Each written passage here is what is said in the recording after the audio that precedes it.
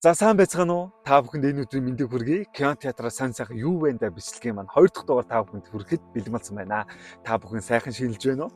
За өнгөрсөн 2 дугаар сард Монголын кино урлаг маш гайхалтай үйл явдлаар дүүрэн байлаа. Юу вэ гэхээр Монгол уран бүтээлчд Монголд кино нээлттэй хийгээд 100 мянган хүнд үзүүлнэ гэдэг бол маш өндөр усаг байдаг. За тэгвэл энэ хүү босгийг 2-2 кинод авсан байна. За эхний кино гэвэл Хурд хамтлаг 30 жилийн өдөө зориулан хийсэн Бүсгүй хэмээх уран сайхны кино 100 мянган хүнд үзүүлж чадсан бол мөн дараагийн уран сайхны кино болох Хүлээгүү Pictures, Favway, Skygo зэрэг газруудын хамтран хийсэн Хүлээхүр уран сайхны кино 100 мянган хүнд үзүүлж чадсан байна. Мөн 2 дугаар сард Ахмад Америка эргэж ирсэн гайхалтай сар байлаа.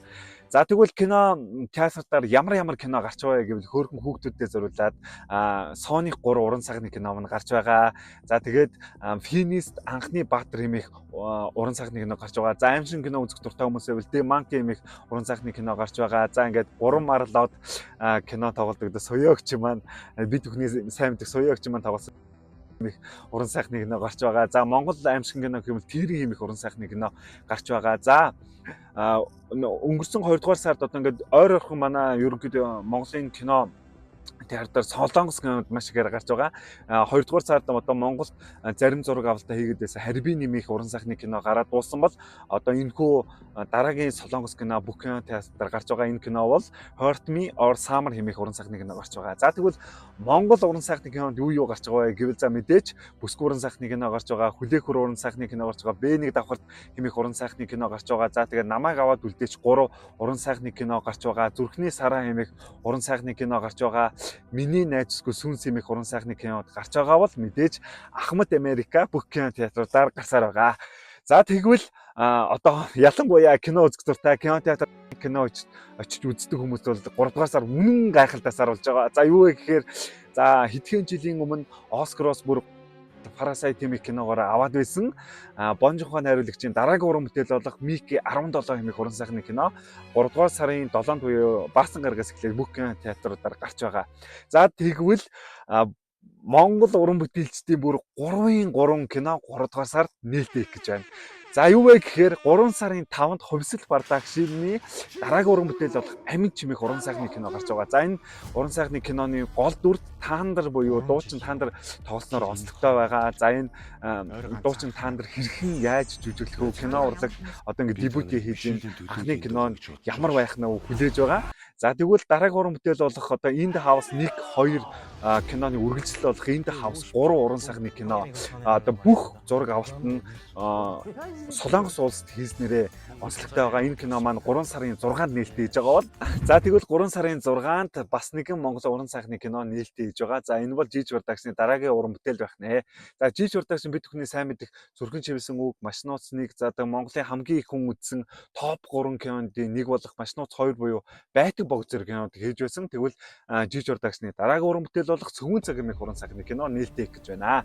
За энэ кино яагаад онцлог вэ гэвэл болсон үйл явдлаас сэдвлэн бүтээгдсэн байгаа. За энэхүү болсон үйл явдлын талаар би та бүхэндээ явцгаа ярьж өгье. За энэхүү кинонд гардаг үйл явдал болохоор 1924 оноос үүдэлтэй. За 1924 оноос эхлээд Монголд Коминтер нэмэх байгууллага үйл ажиллагаа явуулж эхэлсэн. За энэхүү байгууллагын үйл ажиллагаа 1926 27 он гэхэд ингээд хамгийн өндөр түвшинд очсон гэж байгаа байхгүй юу? Тухайн үед амьдарч исэн Монголын ард иргэдэд ялангуяа аюулын түвшинд очсон байсан гэж байгаа. Яагаад гэвэл тэр байгууллага хэлмэгдүүлэлт хийдэг.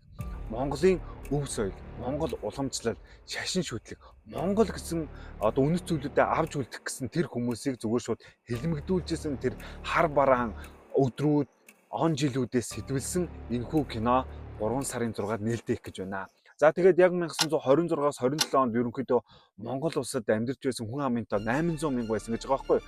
Тэнгүүд тэрхүү Монгол улсын газар шороон дээр амьдарч байгаа Монгол улсын 800 мянган иргэдийг энэхүү Монголын газар шороон дээр амьдрах уу, амьдрахгүй юу, байх уу, байхгүй юу гэсэн энэ аимшигтай зүйлийг бас ярьж исэн гэж байгаа. За тэгээд энэхүү одоо 800 мянган хүн дотроос одоо ингээ Монголынхоо өв соёл, уламжлал тэгээ шашин шүтлэг за тэгээд Монголынхоо гэсэн тэр болгоныг ингээ хамгаалж үлдэх гэсэн 37 мянган хүнийг шууд хилмигдүүлсэн тэр аимшигтай өдрүүд болоод он жилүүдийн тухай энэхүү кинон дээр өгүүлнэ. За тэгээ сүүлийн жилүүдэд одоо гадаадын маш олон ангит кино, нэг ангит кино, IPTV, за тэгээд кино сайтууд, за тэгээд телевизүүдээр гарсаар байгаа. За тэгвэл энэхүү ингээд даяаршилын 90-100-д Монгол хэмээх үнэт зүйлтэй энэхүү одоогийн бидний амьдарч байгаа эх орныг хамгаалж үлдэж одоо байгаа энэхүү туцаар тогтнолыг авч үлдэхийн төлөө маш олон эр зоригтой бааtruуд, ард иргэд эр зоригоор энэхүү эх оронг хамгаалан үлдсэн байгаа.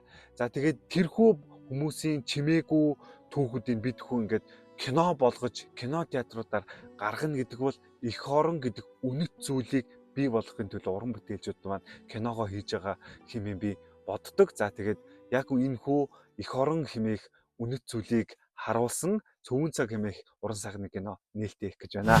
За тэгээд кино театруудаар сонин сайхан гэвэл иймэрхүү байна. За тэгээд дараагийн саруудаар маш олон гоё кинонд нээлттэй их гэж байгаа. Тэгээд дараагийн бичлэгээр уулзтлаа, баяртай. Кино театрын гоёыг зөвхөн кино театр та мэдрэх боломжтой. Харанхуй орчин, тэр дуу, дүрс, зураг авалт, хөгжим бүх зүйл кино театрт гайхалтай байдаг. Тийм болохоор та бүхэн кино театрт кино үзээрэй хэмээн хүсмээр байна.